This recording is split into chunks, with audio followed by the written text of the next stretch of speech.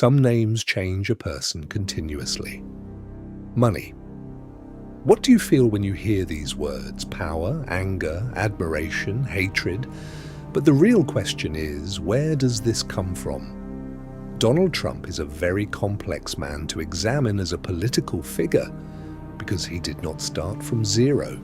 He is the final link of 3 generations of accumulated ambition, ruthless intelligence, and uncompromising struggle for power. Today, I'm not telling you an election story, I'm telling you the story of a dynasty. This story begins in the mountains of Germany, strengthens in the corridors of poverty in New York, is crowned with the steel and glass skyscrapers of Manhattan, and eventually sits in the most powerful office in the world. 100 years, 3 generations, 1 battle cry, power. Karlstadt, a small village in Germany. Here, Friedrich Trump is born as a child of a middle-class family. There is nothing missing in his life, yet. In 1885, 16-year-old Friedrich is a barber apprentice, but the future Germany offers is extremely limited. Military service is approaching, opportunities are far away, and he escapes. A ship ticket, a single bag, 0 guarantee. He arrives in New York and finds himself in a world full of German-speaking immigrants. It is crowded, full, and miserable. But Friedrich does not accept collapse here. At this point, the first lesson of the dynasty begins. Survival is not enough. One must stay a step ahead. Friedrich closes the door on barbering in New York and turns his eyes west. Seattle, Yukon, names that at the time meant only one thing. There is gold, there is service. That is the future. But Friedrich Trump is not chasing gold.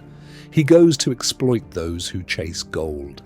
Think about it. Desperate men rushing to the Yukon, cold, exhausted, hungry, all dreaming of becoming rich overnight. Friedrich asks, do you care about these people at all? Food, warmth, entertainment. And Friedrich Trump operates businesses in Seattle and the Yukon, including restaurants and brothels. Customers come and go, both those who find gold and those who do not. But Friedrich's cash keeps growing. This is the first major service of the Trump dynasty, morally questionable but also genius level in execution. After returning from the Yukon, Friedrich goes back to New York, and he notices an area that had no attention at the time: Queens. In the early 1900s, Queens was in the shadow of Manhattan, an ignored and cheap district. But Friedrich sees something no one else sees: value. He invests all his assets in this area. He builds a cash-poor but asset-rich strategy, and he plants seeds that last until his death. Friedrich Trump dies in 1918 during the Spanish flu. He's only 49 years old. He leaves behind a dream, a young child, and a notable real estate portfolio. The child's name, Fred Trump. Fred Trump, building the empire. Growing up without a father pushes a child in 2 directions, either break or harden. Fred Trump hardened. Even as a teenager, he took over the small construction work left by his father with his mother. He learned everything from scratch, hammering nails, laying bricks, building foundations. His strategy was simple, but extremely effective. Build 1 house, profit, start the second. Do not stop. Fred Trump continued building during the Great Depression of the 1930s. Crises came and went. He remained. But his real breakthrough came when he took control of property. With Franklin Roosevelt's New Deal programs and the Federal Housing Administration, FHA, cheap housing loans were being pumped into post-war America. And Fred Trump managed this system like an orchestra conductor. Experts today say, if the FHA had collapsed, Fred Trump would still be operating a supermarket today. Is this a criticism? Maybe. but also an observation.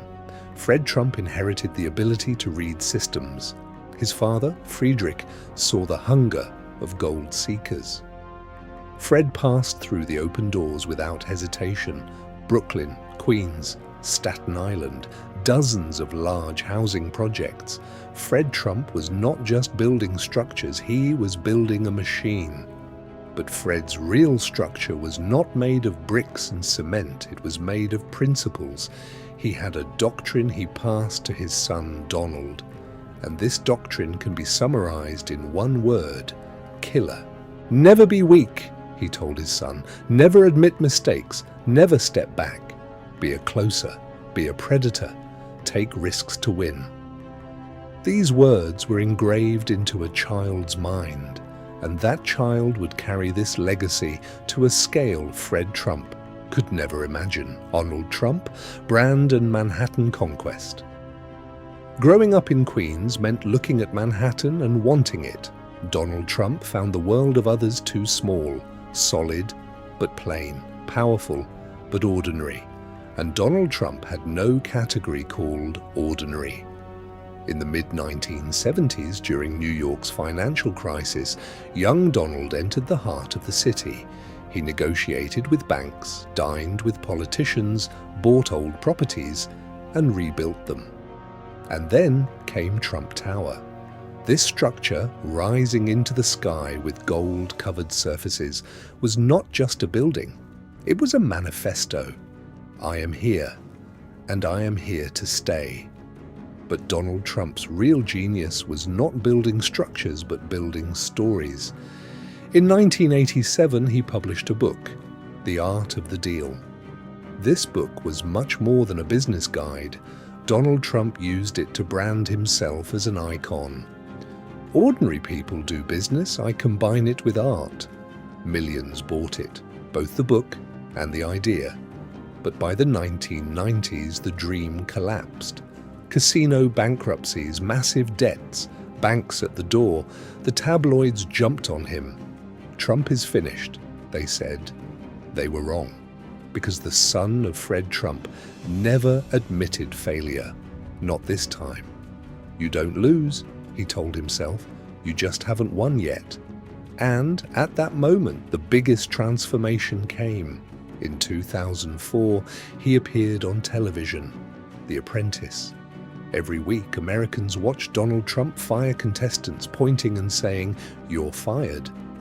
Banks saw him as bankrupt, but America saw him as an unstoppable boss.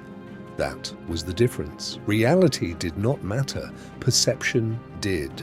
Donald Trump was not unfamiliar with politics. For decades, people underestimated him. He knew the system from the inside, and precisely because of that, he knew how it could be broken. In 2011, his statements questioning Barack Obama's birth certificate, part of the so-called birther movement, were not random. They were a test shot, and the reaction was larger than expected. There was anger, and anger could be directed. In 2015, he descended the escalator and declared, "Make America Great Again." This was not just a slogan, it was a cry that people felt at home but could not put into words. Trump broke the polite walls built by traditional politicians. He attacked, mocked, provoked, and his attacks dominated the media. He lost the popular vote, but the American electoral system did not work by total votes, but by state delegates. And Donald Trump became the 45th president. A short pause, dramatic effect. The grandson of a German immigrant, the real estate emperor of Queens, the golden symbol of Manhattan, the undefeated boss of reality television, and now the White House. Final evaluation and closing. The Trump story is not just a political rise, but a chain of 3 generations, 100 years of accumulation. Friedrich's survival strategy, Fred's structural discipline, Donald's transformation of image into power. Each generation was different, but they shared one thing, an unstoppable will. Is this a success story, a story of exploitation, the American dream or American reality? The answer is a mixture of all. But one thing is clear. The name Trump is now far beyond a person. It is a brand, a battle cry, and an ideology. From German villages to Manhattan skyscrapers, from skyscrapers to the White House, a 100-year rise. And whether this rise is over or not, only time will tell. Don't forget to like the video and subscribe. Stay tuned for more content about history, power, and the real nature of politics.